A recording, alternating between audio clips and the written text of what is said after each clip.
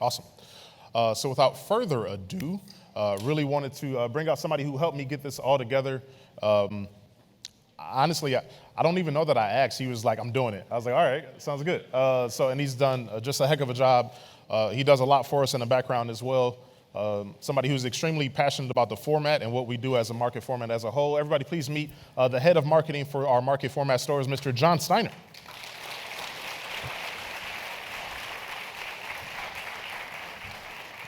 How's everybody doing? Good, you can hear me, that's a good start. Thanks, Marcus, appreciate it. Lunch, really good, wasn't it?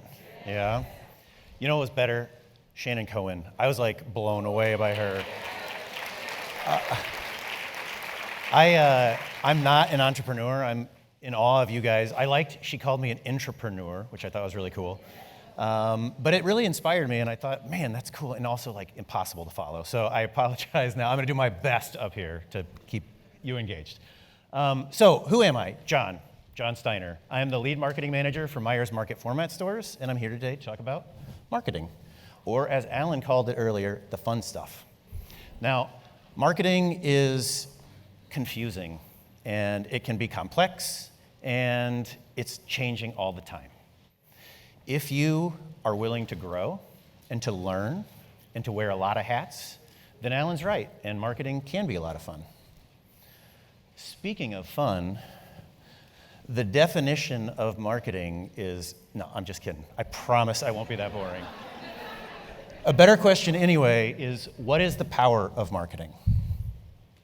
Marketing engages customers. It increases sales. It raises awareness. It creates ambassadors for your brand. It generates excitement. It enables strategic vision. Marketing unlocks your brand's potential. Now, all of you in this room care deeply about your product. You care about your customers. You care about quality. You care about supply chain. You care about all of these things. You have to care about all these things. So how can you care also about marketing?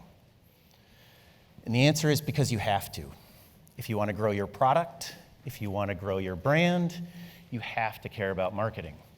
Now, here's your day, right? You've got all these different things you have to do. And then look at marketing. It's messy and confusing. And that thing, it's not even a circle. And it's trying to get into your day and mess it up, but you have to let it be there, right? It has to all work together. So, how do we do that? We start small with these small brands, right? Everybody's got to start somewhere. Every brand starts somewhere. So everybody knows these brands, right? But do you know the story behind these brands? Nike started out as a little niche running store, now is a global leader in apparel and athletics. Apple took the nerdiest of devices and made it cool and sexy. How'd they do that? Through marketing.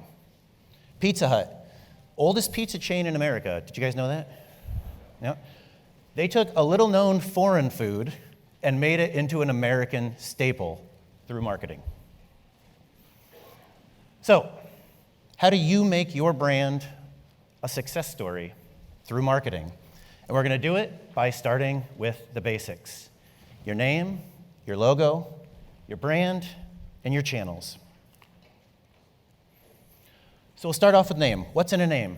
Pretty much everything. It's the first and most basic way that customers are going to interact with your brand. You want to make sure that it is unique and descriptive, that it's easily spelled and pronounced, and that it doesn't limit your growth and that it complements your brand vision. What do I mean by that? If you sell cookies right now, but your ambition is to open like a proper bakery, consider naming bakery instead of cookies. It's limiting that way. You want to make sure that it's URL friendly. That means that it's, again, easy to spell, relatively short. And you want to make sure that it sounds good out loud. A lot of people write stuff down, they're taking notes, and they don't actually say it out loud. You want to make sure that you say it out loud, say it to your friends, say it to your colleagues, talk it out, make sure it sounds good when you speak. And then another one, receive constructive feedback. You're going to hear this from me a lot. You guys, you all are wearing tons and tons of hats, right?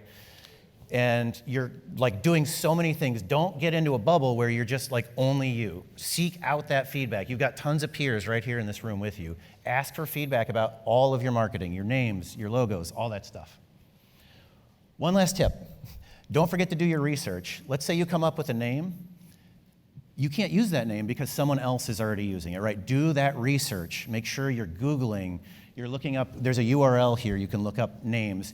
If you have the means, hire a lawyer to search for some of those name options, okay? Do your research. Logo. Okay, I've got a lot of information up here, and it's all good, but I really only have one piece of advice. Hire a professional. If you can, hire a professional, all right? So a lot goes into a good logo, and it encapsulates a ton of information in a very simple package, and it's really hard to pull off. A good designer will spend hundreds of iterations before they even hit on a good idea, and then they'll take multiple versions of that with their client until they get it to the final product. So it's hard to do, but if you feel like you're gonna try to tackle it, I want you to remember these things. Simple. When you're working on your logo idea, you wanna build it up. Put in a lot of different ideas, build it up, and then you strip it down. You get it down to the very basic essence of what your business is, okay? Make it memorable, unique. It should be stylistically appropriate. So if you, again, let's talk about cookies. If you make cookies, that can be fun. Your brand can be fun, right? So we want to make sure that it's stylistically appropriate. It needs to work in a bunch of different ways, in black and white, in color, in grayscale. It needs to work big. It needs to work small. You need to make sure that it works in all of these different scenarios or that you have different versions of that. And then, what is it? Receive constructive feedback, right? Okay, what was the one thing I said on this one? Hire designer, that's right. All right, so moving on to brand, right? You've got the perfect name.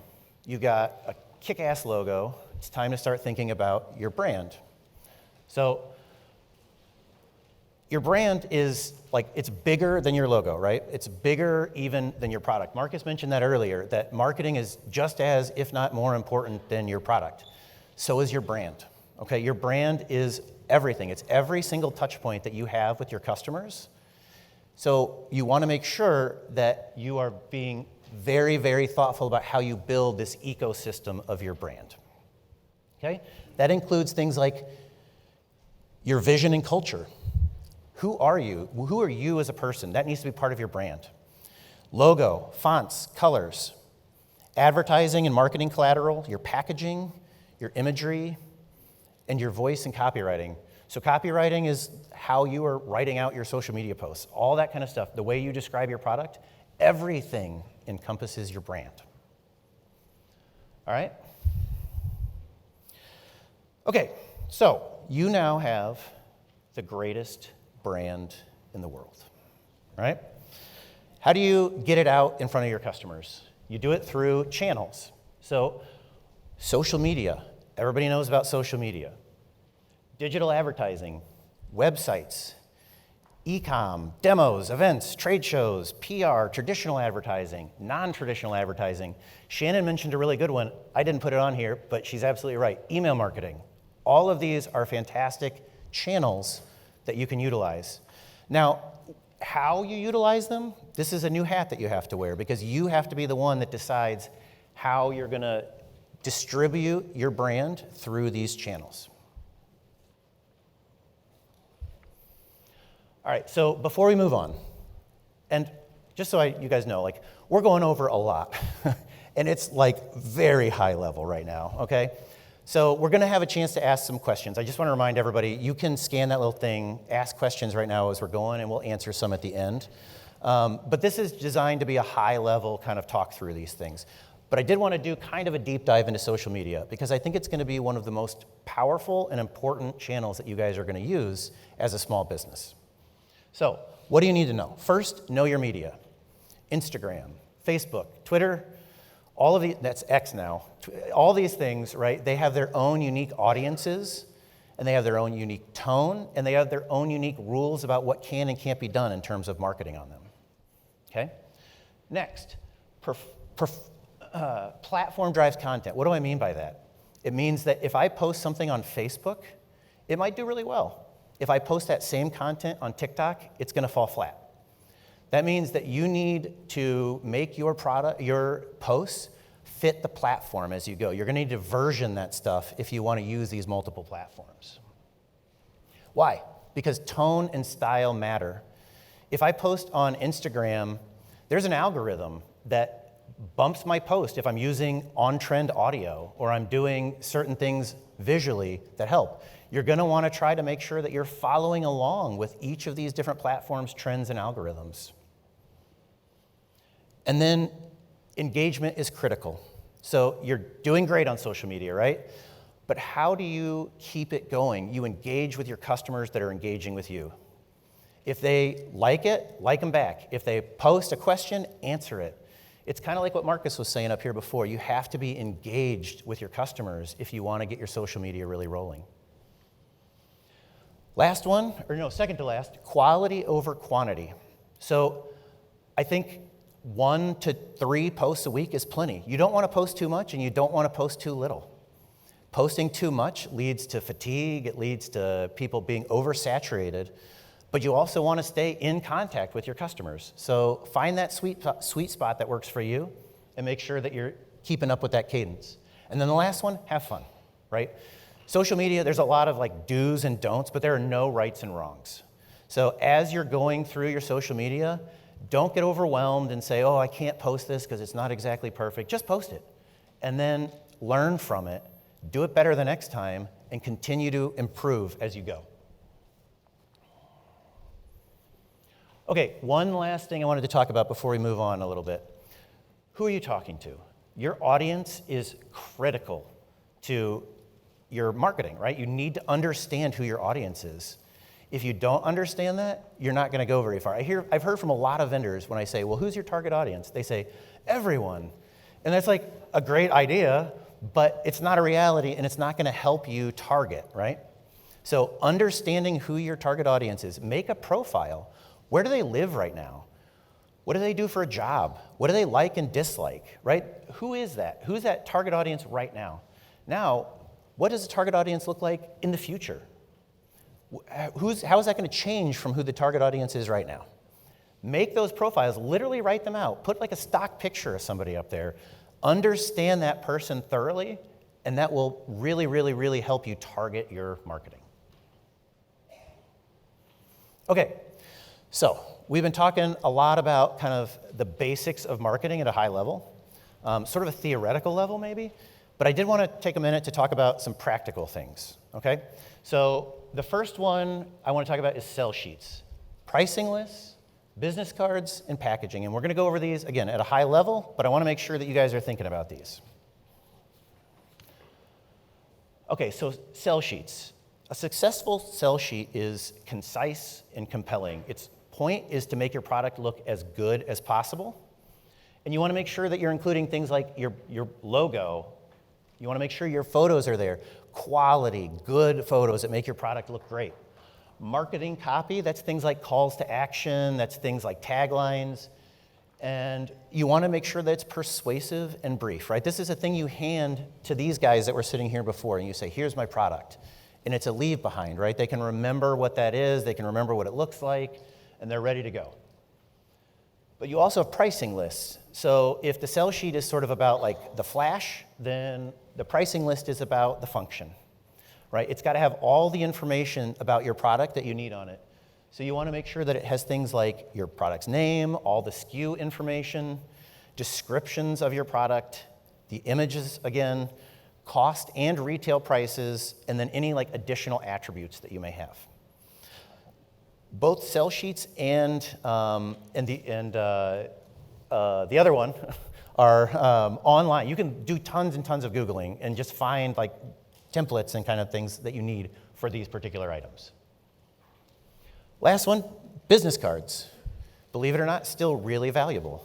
People use business cards all the time. It's a great way to extend your brand and to keep in touch with really important people. Okay? You want to make sure that as you're thinking about your business cards, that they are on brand. You want to make sure that it's readable, of course. Consider using both sides. I think a lot of people get stuck with just one side or the other. Just use both. Put your logo on one and all your info on the other. And don't forget to proofread, all right? Before you send them to print, you don't want to waste that couple $100, okay? Last one, packaging. I'm going to go over this like at a super high level because there's so much that goes into packaging. But I did want to just like make sure that you're considering a few things here. The first one that I want you to do is think about is materials and food safety, right? If your product is liquid, obviously like you're thinking about jars and glass and stuff like that. If it's like a cookie, you're thinking about plastic of some kind. All of that needs to be not only considered for like food safety and function, you want to make sure that it looks good, right? Looks good. The second one is functionality. Again, not only in terms of the product itself, but think about in the store, on the shelves, how does it display? How does it stack? All of those things need to be thought about because how the merchandising of your product, how it looks in the store, is a big, big part of how it's presented, how your brand is presented. And then the last one is your package on brand, right? We've got this huge ecosystem of brand, and we want to make sure that your package is a key part of that. Okay, now, everybody, some of you may be saying, yes, John, I know all of this stuff. I have 2 million followers on TikTok already. My packaging is literal fire. I don't know, whatever. Like you're like, I'm bored. Good for you. For the rest of you, we're gonna talk a little bit about how do we take the kind of the basics that we've talked about and just play with them a little bit more, take them to a next level. All right, so the first one is strategic planning. So everything you've been working on so far is going great, right? Your social media is doing really good. Your packaging is really good. Your brand is really good. What do you do next? You don't start throwing more darts at the wall. What you do is you start to build a strategic plan. And what does that mean? That means thinking about how you want to grow not only your business, but your marketing, right? Following through with what's working, changing what's not, and adding new stuff in. Okay, so how do we do that? We define your goals and business plan from a marketing perspective. You need to develop your marketing strategy, and you want to roll out your tactics, right? You're getting them out there into the world. You're going to record your results, you're going to analyze them, and this is the most important part, you're going to do it all over again, only better this time. You got to learn. That's what marketing's all about, failing and learning and doing it better, okay? The next part is investing in marketing. Now, investing in marketing is just a numbers game. If I put money behind an ad, I'm going to get it out in front of X number of eyeballs, let's say. I'm going to get Y number of returns from that. And I'm going to have a ton of people that didn't see it, or they don't care, or they're ignoring it, and that's totally fine. Like that's what advertising and marketing and putting money behind it is all about. That's what this quote is. Half the money I spend on advertising is wasted. The trouble is I don't know which half, right? Because you don't know. All you can do is continue to push it out there. Now with some like modern technology in terms of social media, it is a lot easier to track these things, and you definitely want to do that and learn from them. Okay? Now, we do a lot of social media with our market format stores. You guys probably all do a lot of social media as well. And it can be a lot more than just posting pictures of your product or saying, hey, I'm going to be at Rivertown Market doing a demo. You can do a lot of really fun things, and these are just some of that we really like ourselves. So you can do contests and giveaways to grow your followers. You can do takeovers and collabs with like everybody in this room, right? Like the person to your right does something, the person to your left does something. Do a collab with them. Share your social media. And the next one is working with influencers to extend your brand reach, right? Finding somebody who does something that you don't and getting them to help get your brand out there, okay? Okay, SEO, search engine optimization. Who knows what this is? Anybody? Yeah? Yeah, all right, this is like wizards like define SEO in my world. They're like, it's like defined by geography, metadata, all these things, and it's changing all the time. But it's essentially a way for people to find your brand online. So we're not going to go into it too much. I do have somebody who's coming out here who's kind of an expert in it, so if you have any questions, he's a good one to ask. But you will want to do a little bit of research, because a little bit of research goes a long way in terms of SEO and understanding how that works on your website and making it kind of efficient in terms of searchability. Okay, growing your market share. Right? As you grow your brand, your marketing has to grow with you. It just has to, right? If you want to grow, it's a holistic approach. So to do that, you want to explore new channels, new ways to communicate with your customers. As you're exploring new products and releasing new products, you want to make sure that you're telling your customers about them. You can attend trade shows, and then we have a bunch of people here who are able to help with things like international selling, which is really cool. Like, expanding those audiences is key. I can't do this. I'm already doing my business every day, right? How am I supposed to do all of this? I'm in the kitchen, I'm running my books, I'm doing all of these things. I can't also do marketing. I have good news for you. There's an agency for that. All right? So I've invited some friends here today from agencies, and they're going to come out. I'm going to ask them some questions. We're going to kind of go through a little bit of a round table. You know, I want to point out, when the store directors were out here, there were only 5 chairs. 1, 2, 3, 4. Now there's 6. Who's more important now? All right. All right, here we go. One more thing I want to tell you. There's all types of agencies. There's advertising agencies, there's marketing agencies, PR agencies, design agencies, digital agencies, media agencies. There's all different kinds of agencies. And most agencies usually focus on like 1 or 2 key areas, both from a creative or maybe like a business perspective. They're all only just like a Google search away, right? So you can find the right agency, Google, but picking the right agency is not as hard as you'd think. All you need to do is find someone who can, 1, do what you can't, and 2, that understands your business and your goals, right? That's it. That's all you need. Okay, so I'm going to bring some people out. Here they come. First one is Jason Dodge. Round of applause for Jason. Hello. Jason is from Black Truck Media, and he's the wizard who focuses on SEO stuff and also digital advertising. And he'll be, yeah, Thank you. Yep, good, all right. Next, we have Tim Brown from the Highland Group. A round of applause, Tim Brown. Tim is from the Highland Group, and they focus on kind of like brand, logo design, that kind of stuff. Next, we have Daltyn Terpstra from the Little Linchpin. Well, Daltyn, welcome. Daltyn.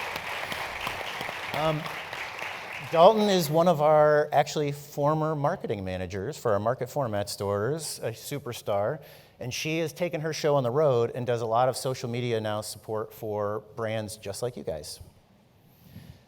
Next, we have Emily Rowe from Taste the Local Difference. If you guys are not familiar with Taste the Local Difference, I highly recommend you go talk to them at their booth out there. They're a great organization focused on all things food and Michigan. And last but not least, we have Nick Britsky from Our Media. Round of applause. Our Media's a media agency right here out of Detroit. So thanks for coming, everybody. Really appreciate it. Thank you. All right, so I'm going to go through here and ask you some questions, and I'd love to get your answers. And I'm going to sit down because it's kind of weird that I'm standing here. All right, here we go. So we're going to start with Emily. Emily. Hi, Great. Emily. Can everybody hear me still? Okay. What are the essential steps for small food businesses to achieve success in their niche? Yeah, I feel like Shannon talked about it all this morning, is just knowing your story, which you know, and figuring out a way to translate that to your online presence. So establishing a website and social media, talking about yourselves through branding. So any way we do marketing, you're telling your story, you are your brand. Yeah. those are, I mean, that's very simple and short, but All right, the great. story. Thank you. I'm going to ask you one more. Sure. What sets Taste the Local difference apart in terms of local food marketing? Yeah, I think our team is about 15 people, and a lot of us have worked on farms or in small food spaces. So we know what it's like to be in that market or trying to produce food or trying to get your product out there. And so we can really speak to the small food businesses. And we've got empathy there, so we can kind of streamline that process, meet you where you're at, and really understand. Great, thank you. All right, Jason, you're up next. All right. Are you ready? Let's go. All right. How can I encourage online reviews and deal with negative feedback? Ooh, okay. Encouraging online reviews, I think Shannon spoke about it this morning to kind of tie back into that, right? You're putting your brand everywhere, so your brand is ever present. Make the ask everywhere. So put it on your product, put it on your packaging. If you're doing demos in store, you want to make the ask. If you have an email list, you should have an email list. You're curating that first-party data. You're making the ask. So if somebody has tried your product, ask them to review it. Ask them for their feedback, their review. A little pro tip there, kind of provide them, lead them into it, maybe lead them into about what it was that they tried, about the product that they had, because human psychology kicks in that if we're kind of baited, if we're given the information ahead of time, we're likely to use it in a review, and that's really important from an online perspective. The other one there I'm going to suggest too is don't think about your end customer, like me as the consumer. Also think about who you're selling to as well. Like if you want to do more commerce with other retailers, I mean, I'm not going to tell you to bombard the market team, but why not ask them for a review of how easy it was for you as a brand to work with and to do commerce with? That's actually another way to do it. So then your second question was dealing with negative feedback. Okay, so as much as we want to deal with positive feedback, right? We should be responding to positive feedback. Hey, thanks, John. We greatly appreciate, your review or your honor. We're honored for your business. You also need to deal with it the same way with negative. Always take the high road. Look, your business, you're passionate about it, right? I get it. Tensions get high. Marcus talked about it before. Sometimes we have good days, sometimes we have bad days. You always want to bring your good day when responding to negative reviews, especially in the online space. Hey, I'm so sorry you had a bad experience with it. Come up with kind of a checks and balances, a 1, 2, 3 of how you want to deal with that. Do you want to force that offline? You can contact us here, get them to email you, get them to call you direct. Don't call the store. Don't bug the market team. Call me. I'm the manufacturer, right? I'm the brand. You want to deal with it that way. Deal with it as positively as possible. And also, too, at some point, you can't please everyone, right?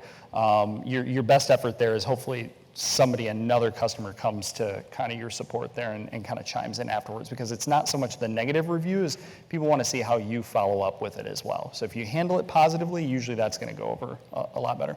Yeah, I just want to kind of chime in. That's a great point, that if you've built your brand right and your product is what you think it is, other people will come to your defense on social media, right? Like they'll say, oh, no, it's fantastic, right? Or whatever. So just think about that. Absolutely. Yeah. All right, thanks, Jason. Yeah. Tim, you ready? Yes. All right. Ready. What are the biggest mistakes that companies make in terms of establishing their brands? I think the biggest one that I've seen is that they talk to themselves, if that makes sense. So basically, I think it's a really easy trap to get stuck in, as far as when you're developing your brand, thinking about, to say it really simply, like I really like the color blue, or I really like talking about this aspect of my product, or I like this imagery. But what you should be thinking about is what will resonate with my audience, what will grab their attention, what will jump off the shelves for the audience that I'm going after. So really just thinking in terms of what is your audience, or building your brand for your audience and not for your own preferences. I think that's a big mistake or trap to fall into. All right. And kind of a similar follow-up, what's the biggest hurdle other than that for new brands, like as you're establishing your brand? The biggest, so other than just, the big hurdle of driving trial for your new product in the store, which is a big hurdle, but from a brand perspective, I'd say consistency. So once you have your messaging set, you know what you want to say about your product, you have your look and feel for your brand set, you know how you need to come across visually. It's very important to make sure that all those consumer touch points that you have, your website, your packaging, any ads you do, they all feel consistent, unified. Because if you have any break in that, you can potentially lose customers. So consistency is a big hurdle because it takes a lot of attention, and you got to look at everything you're doing and make sure that it's unified across all of your aspects. All right, thank you. Yep. Nick, thanks for coming today. Appreciate it. You, yeah. How is our media different from like a normal agency? Yeah, and I kind of what I want to talk about here is kind of the difference between like working with a publisher and working with an agency. Both kind of have strengths and balances and kind of things you juggle. What's interesting is working directly with a publisher is sometimes maybe your dollars might go a little bit longer, a little bit further. You might get a little bit more added value. You might get to have a little bit more of a discussion.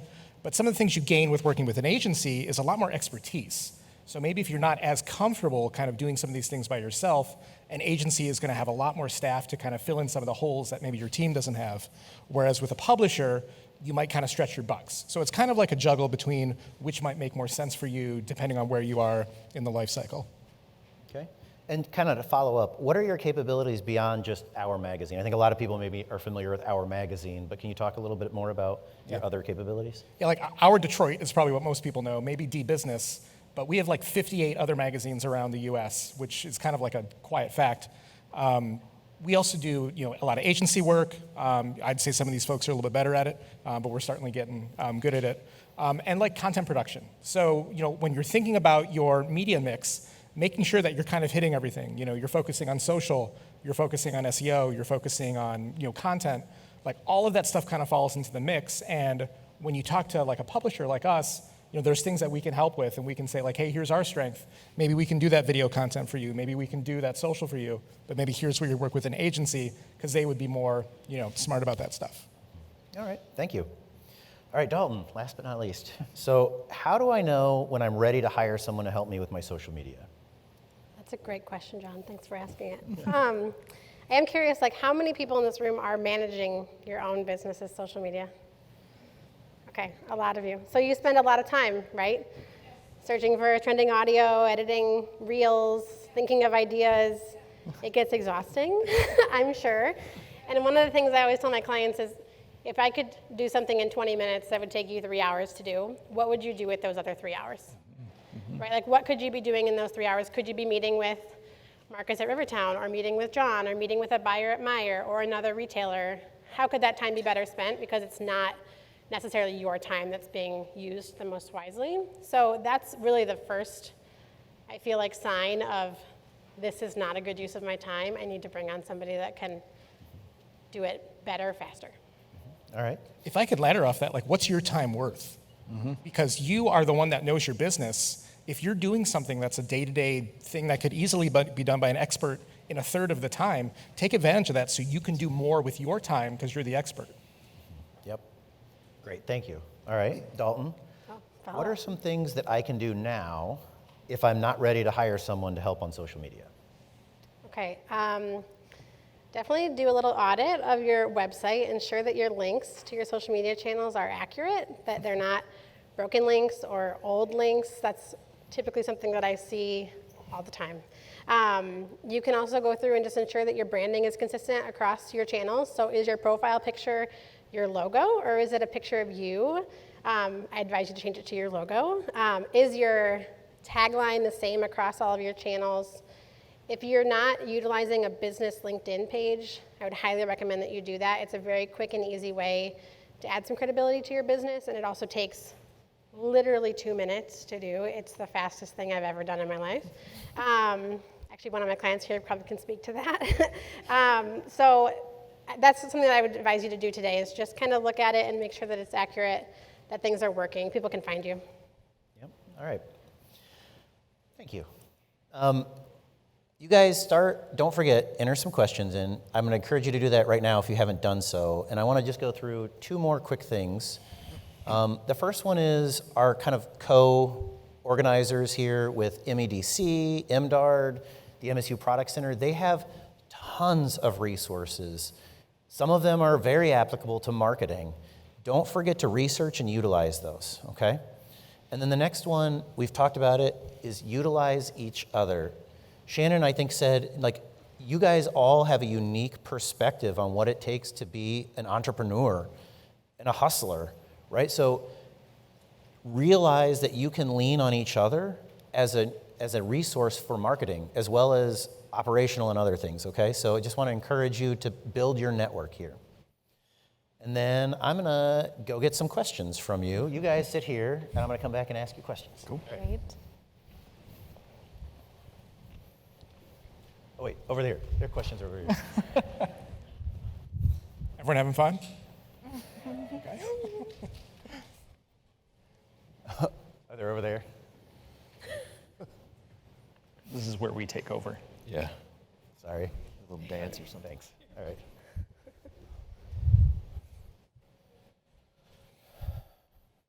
Can anybody name the store that's on the screen?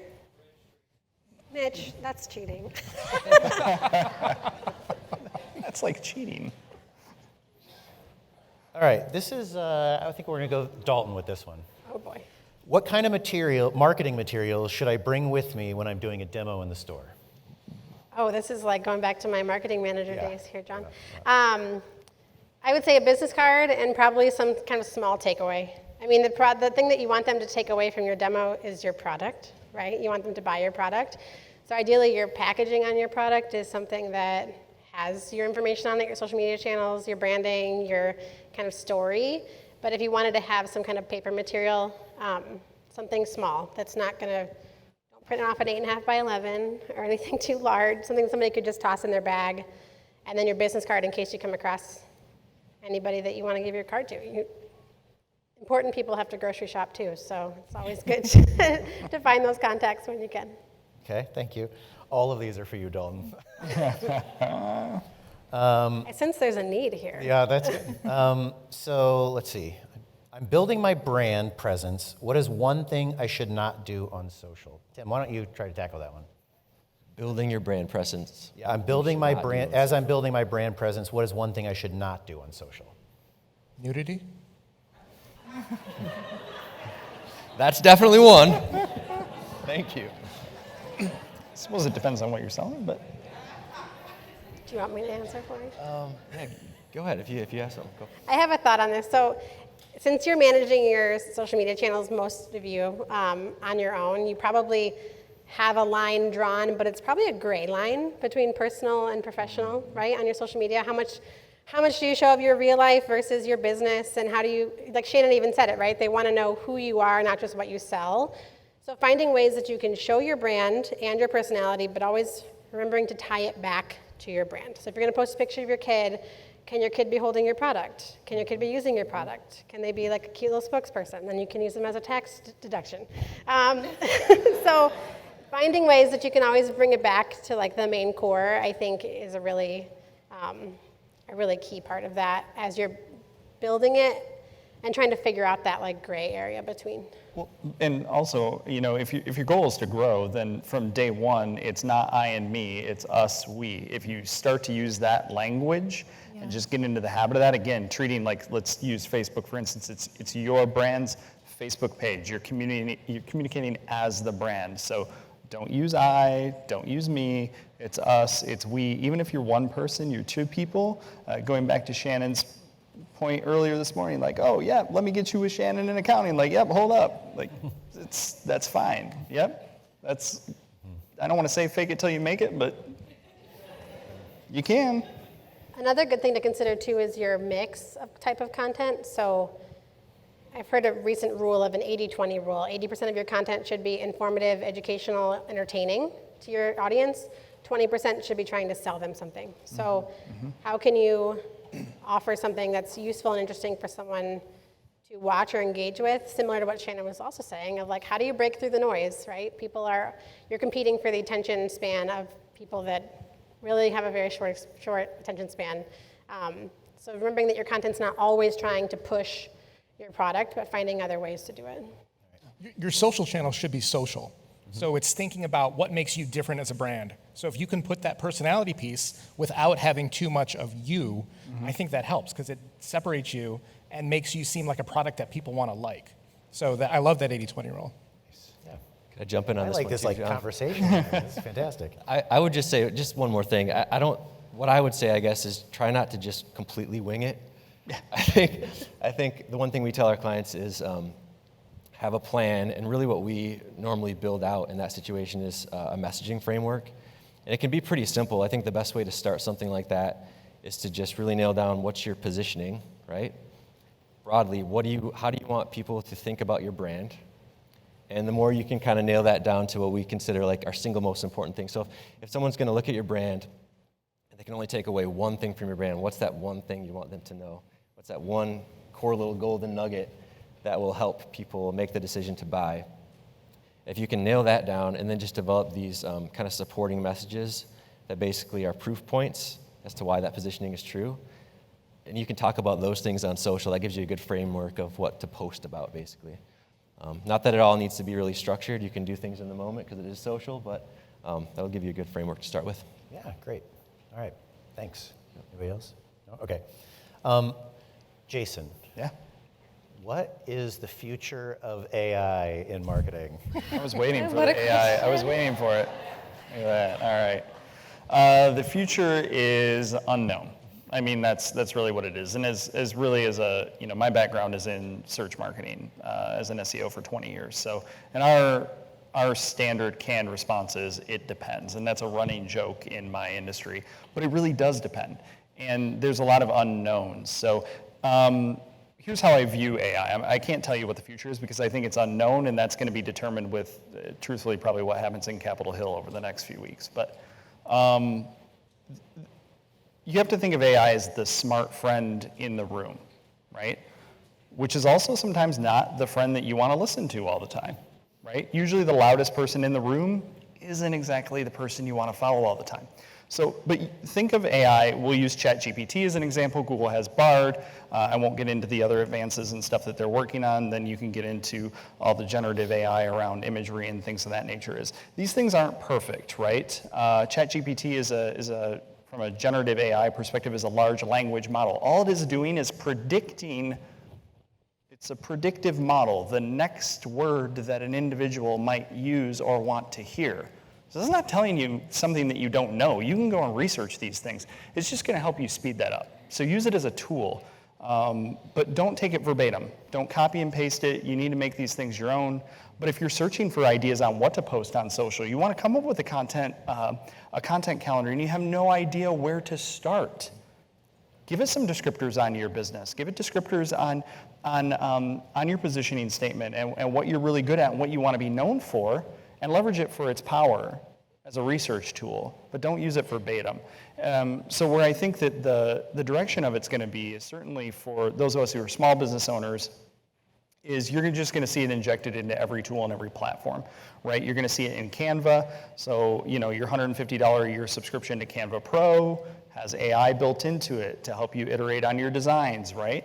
You already see this with LinkedIn. If anybody's on LinkedIn recently, like you want to post a little motivational quote in there, start to type it. I think if you hit like 1,000 keyword or 1,000 characters, you can use generative AI to kind of snap it up. So it's just going to help make your job become more efficient. I don't think that in the next 5 years it's going to run right out and replace any of us. Yeah. And I think the caution is it is such a rabbit hole right now, and since it's so experimental, I mean, I have a teammate on it that spends hours researching it with not a lot of return. So especially if your time is so limited, be really careful because you can dive in and be like, oh, this is so cool, and then all of a sudden you're like, I just spent 4 hours on nothing. Try to do stuff that has a proven success, like brainstorming is awesome. Yeah, because I'd say the big caveat there is you have to remember, September 2021 is the data cutoff. So we're 2 years out of data of the information that it has learned on. It's not to say that it hasn't iterated. So my encouragement there too would be to use it, right? Because the more it gets used, it's AI. It learns from what's in there, and it learns from your responses and iterates off of that. So the more you use it, the more it learns, but also the more, garbage in, garbage out very much. I've seen it create a number of dead links, so links to URLs that don't even exist for very well-known news sources like the New York Times, where you could say, hey, cite your source. It'll provide you with that. You click on it, it goes nowhere, it's bogus. So, like, yeah. I'll add to that too Proceed with caution. for social, because it comes up often, right? Where can it just write my captions for me? Can it do everything for me? And in theory, yes, but your content will not perform as well if it doesn't have that human touch. So make sure that if you're asking it for ideas, use it as a jumping off point and the starting point to inform maybe like the structure of your post or something like that. Another thing I would caution you with is that, and maybe Jason can add to this, but from what I know, there's not much security in what you put into platforms like that. So you don't know where that information is going. So be cautious with what you're sharing into ChatGPT. If you have a super secret family recipe, don't put it in ChatGPT because you don't know where it's going to end up in the future. All right, thanks. Yeah. Tim, you're gonna lead this one, but I'm gonna add to it. So the question is, what makes a logo good? I also wanna know, like, what makes a name good? Like, as you're thinking about building your brand. Well, I think, kind of like I was talking about earlier, I think what makes a logo good is if it's based in who you're selling to. If it's simple and it grabs the attention of your audience, I think that's a good logo. I don't think it's necessarily like, is it have the best colors or does it have the best design? You know if it's a good logo if it works, if it grabs your audience's attention, and if it sells. So I guess where I stand on that is really you have to base your branding in your audience, and the more you can understand kind of their mindset, how they think, how they buy, their desires, anxieties, all these things, the more you can kind of dial in. This is how my brand should look. This is what's going to grab their attention on the shelf. I think I'm going off on a little bit of a tangent here, but I think as long as the logo is based in the audience and built for them, not just your own preferences like I was talking about, I think it's going to do what it needs to do.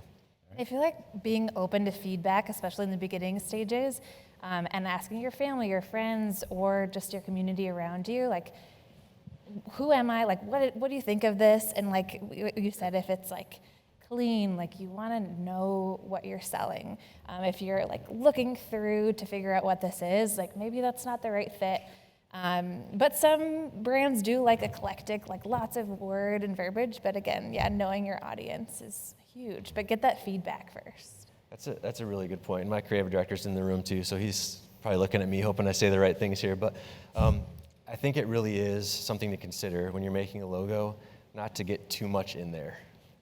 Because you got to think about all the different places it will be. Can it work? Can it work as a social icon? Can it work on a billboard? Can it work on your website? You don't want to have too many intricacies in there. So how do we make something simple that works across all of your marketing needs is an important piece of that too. I think you talked a little bit about logos earlier, right? Mm-hmm. I would also remind you that every brand has changed their logo at some point, very infrequently.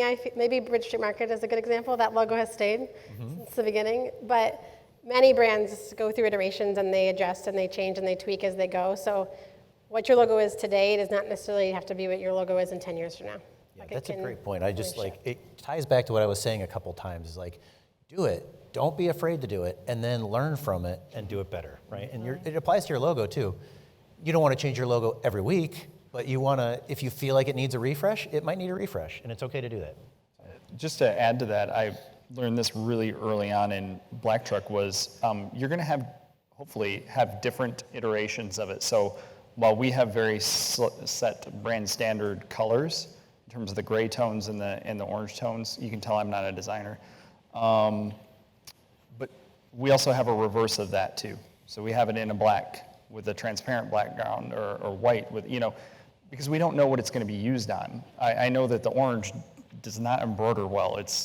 Any choice is god awful, right? So like, since I'm not in the packaging world, like I can't imagine what you deal with in that, but like, yeah, don't get too set in that. Have the variations available at the ready to go. And kind of to jump off that too, I would recommend once you get your brand set, kind of along those lines, it's a really good idea to have a brand guide. Yeah. And it doesn't have to be a 20-page brand guide. It can be like a single pager that has kind of the core of your brand there with the colors, the font typography, how you approach images. And so anybody who works on that brand has a good starting point to keep it on track.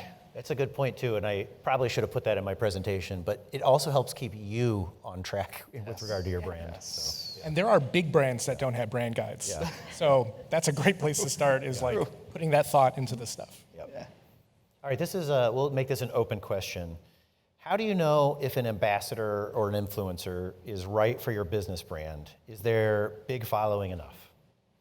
I can answer that one. I'll You take start. it first. Yeah. I would first tell you to not focus on the number of followers that they have. That is no longer a valid first look at an influencer. You want to be looking at their posts. What are they writing about? How are they writing? What are the words that they're using? How many comments and likes are they getting? Do they seem like they're real accounts that are commenting and liking on their posts? Dig a little bit deeper. I'd also suggest that you follow them for a little bit of time, right? Get a feel for who they are. Like, what are they posting about? What are some other brands that they're representing? One of the worst things that can happen is you hire an influencer to do a post for you and to feature your brand, and then the next week, they do the exact same thing for your competitor, right? Like, that authenticity is so important for that person to have. And not necessarily that they have to have exclusivity to any specific brand, but having some sort of, space, I guess. I would never expect someone to not post about Meijer and Walmart. But at the same time, if it's super close together, they're saying the same things, they're promoting the same products, it's not always the look that you want to get. And influencers aren't cheap most of the time. So the biggest thing I think is following them for a little bit of time and getting a feel for who they are. Because just like hiring someone, not everyone is going to be the right fit for you. Not every influencer is going to be the right fit either. My kind of thought is never be afraid to ask them. We've had really good luck working with some massive influencers for free and some little small influencers for a surprising amount of money. So I think you might be shocked at some of the affinity that they have for your brands, and they might really want to work with you, and you might get it for nothing. And then that, in theory, there's a lot of upside to that if they're not, crazy. But I feel like it just start a dialogue with them and chat with them. Sometimes they might have agencies, and then you kind of go down that rabbit hole. But if they're just kind of doing this on the side, they may be really excited to talk to you. Yeah. So I'm kind of in the camp of just reach out and start a dialogue and network. Yeah, I think that authenticity is really that's the answer to this. It's, does that person actually like your brand? If they do, then maybe it's a good fit, right? And if they've never tried it before, then, maybe they come in and try it at a demo or something, right? You can figure out a way to do that. But if they like it, that's the answer. I agree, John. I think the authenticity is huge, and I think a good way to look at that is we know that when you get to macro influencers versus micro influencers, there's much more engagement with the micro influencers, and I think that kind of directly says if it's a smaller audience, the people who are following them are probably going to trust them a little bit more and be willing to listen to hear what they want to say. So yeah, and especially I think within this community, micro influencers are very, very powerful. Do you guys on Instagram? You guys know there's such a big food scene in Detroit. There's Chow Down Detroit. Do you guys know that guy?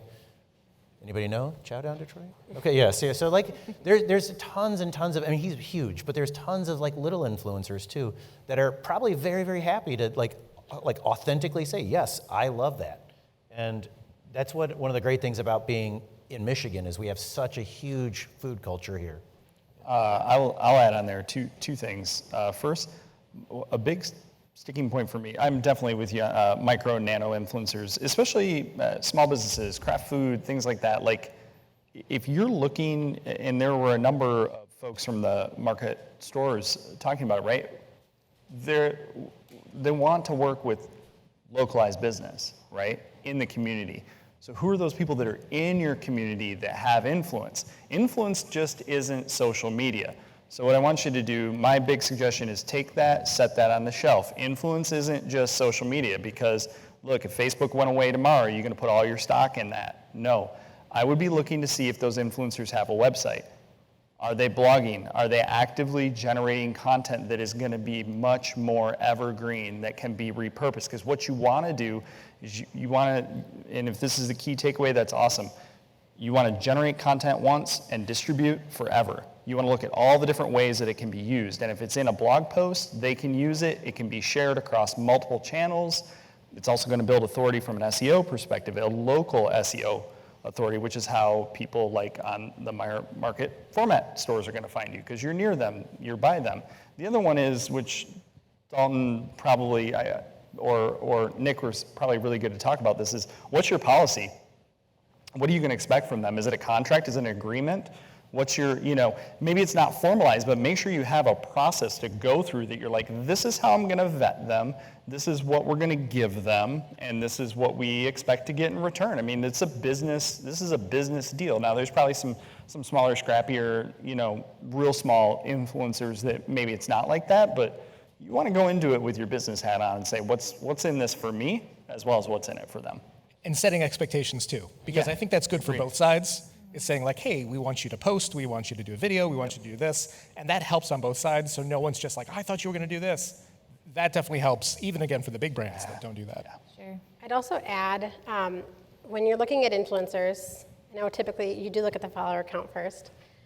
If you're in a food business and you're looking at an influencer, let's say they have 25,000 followers, and maybe they're based here, they're local to your area, and they want to do something in exchange for money, ask them where their followers are based. If someone if they're an influencer and they're posting a lot of links, their followers might be based in a completely different area of the United States or even other countries in some cases, in which case they're not a good fit for you to send free product to, for them to post, because they might be generating some extra content for you to use, which is great, but they're not going to be telling anybody about your product that's actually going to be able to buy it. So think about that, and also consider, are you an e-commerce business as well? Can someone order your product online for it to be shipped? That changes the situation, right? If they have to go to Woodward Corner or Rivertown to buy your product, then you want to find people that have influence and followers in the area where they would actually go to those stores.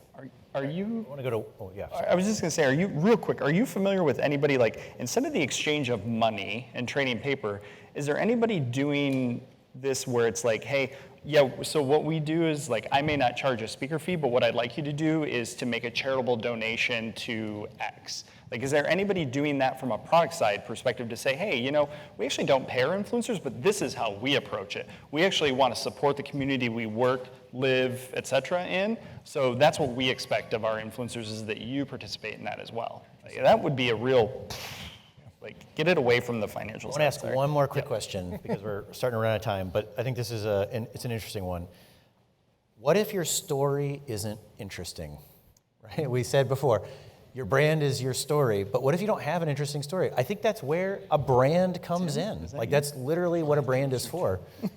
So who And it's here's not true. It's not, first of all, it's not true, but it's also where a brand comes in, right? Like, think about, anyone familiar with Liquid Death? It's literally just sparkling water, but it has a really cool brand, and so people love it. Okay, sorry. Take it over, Emily. And I think that's the key, again, that outside perspective. Maybe you don't think you're interesting right now, but once you sit down with someone, they can tell your story back to you in a way you've never heard or thought about before. I think that's one of my favorite things when we do copywriting for websites, is sitting down with a client or a food business partner, them sharing their story, us writing something up, and then crying because it's this is amazing. Who are these people? That's me, that's my story. And that goes across all platforms. So I would encourage you to sit down with someone, have them tell it back to you, because you'll see it in a different way. And just don't listen to that internal voice telling you that's not real, right? That's your imposter syndrome telling you that your story is uninteresting. It's not the actual case, because the fact that you're here, the fact that you're an entrepreneur, that is an act of bravery, and that is part of your story. So you need to embrace that, and someone can make it beautiful for you. That's an excellent place to end it. Round of applause for everybody here. Thank you very much. And thanks to our guests for coming today. Really, really appreciate it. Thanks, everybody. I think we're set. Thanks, John.